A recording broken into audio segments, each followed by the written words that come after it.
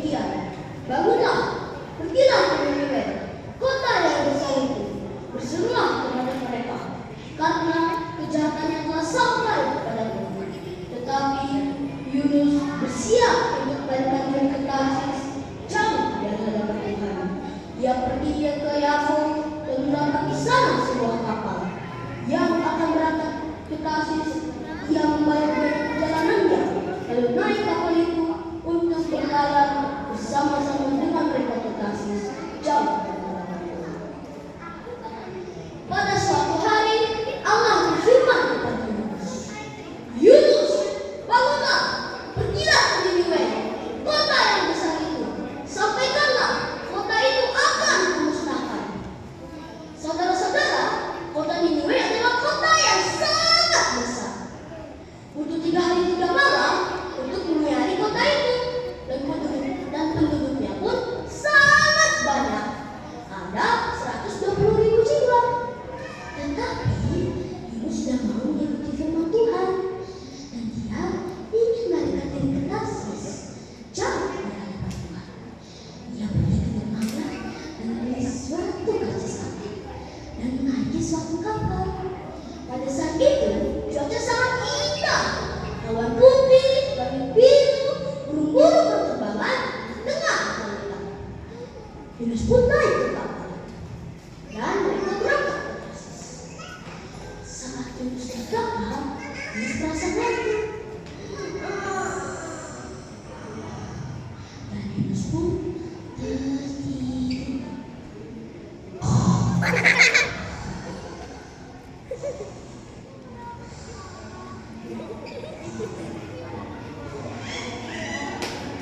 Tiba-tiba Allah mengirimkan angin itu, badai besar, dan awan tadinya putih menjadi hitam. Semua awak kapal menjadi ketakutan, dan mereka berdoa kepada Tuhan.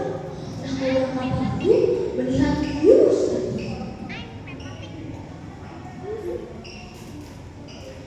"Hei Yunus, bagaimana mungkin kau bisa tertidur? Sedangkan sebentar lagi kita akan mati." Yunus pun terbangun dan kata kapal pun berbicara, "Siapa penyebab menakut-nakut seperti ini? Mari kita undi."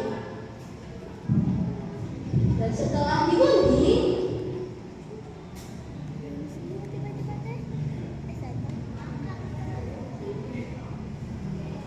dapatlah Yunus. Semua awak kapal bertanya kepada Yunus, "Apa yang harus kami lakukan agar badai ini reda?"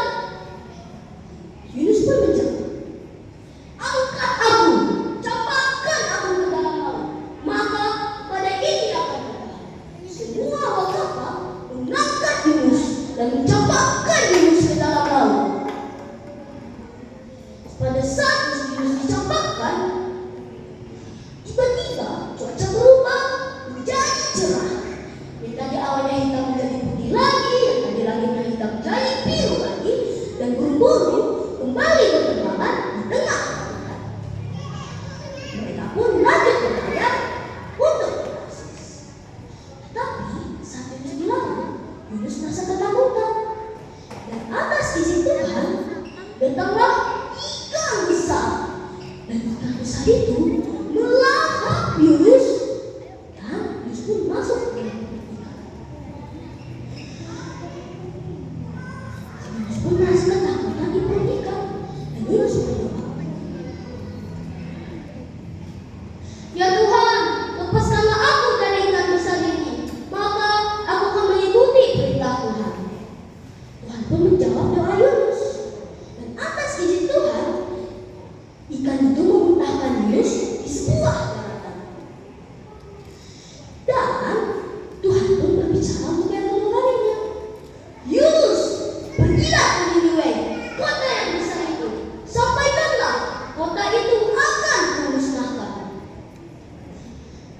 Lalu Yunus pun pergi ke Niniwe dan masuk ke dalamnya dan berseru, "40 hari lagi Niniwe akan dimusnahkan. Bertobatlah." 40 hari lagi Niniwe akan dimusnahkan.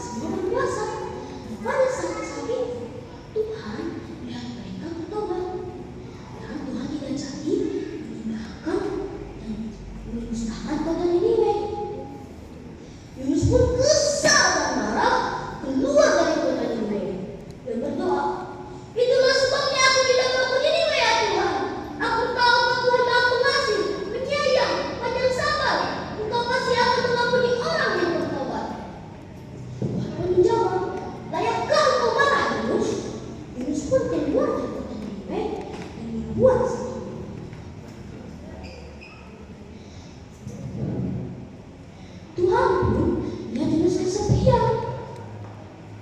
Dan Tuhan menumbuhkan satu pohon jara.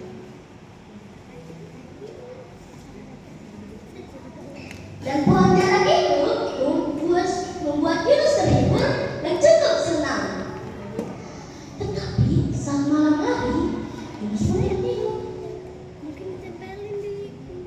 Dan saat Yunus tertidur, datang Tuhan mengirimkan ular, dan pohon jara itu pun mati dan mati. Pada saat Yunus terbangun, Yunus merasa tidak percaya pohon jara itu mati. Dan Yunus pun kesal dan marah. Yunus pun berdoa, "Lebih baik aku mati ya Tuhan, aku sudah tidak mau lagi." Tuhan menjawab, "Pantaskah kau marah, Yunus?" Yunus menjawab, "Pantas Tuhan, sampai aku mati." Tuhan pun menjawab, "Engkau saja sayang kepada pohon jara itu, padahal bukan kau yang menanamnya dan bukan kau yang menumbuhkannya. Begitu juga aku Allah sayang kepada kota Niniwe." Saudara-saudara, pelajaran apa yang kita bisa petik dari firman Tuhan hari ini? Yang pertama, Tuhan itu Maha Pengasih, penyayang, panjang sabar. Lebih besar sayangnya Tuhan kepada kita daripada marahnya Tuhan kepada kita. Asal kita mau meninggalkan segala kesalahan-kesalahan kita. Yang kedua, firman Tuhan mengajarkan kita agar kita mengikuti perintah Tuhan. Contohnya, kota Niniwe, saat dia ingin dimusnahkan, dia bertobat dan meninggalkan segala kesalahan-kesalahan. Dan Tuhan pun tidak jadi memusnahkan kota Niniwe, tapi dia terus lurus. Dia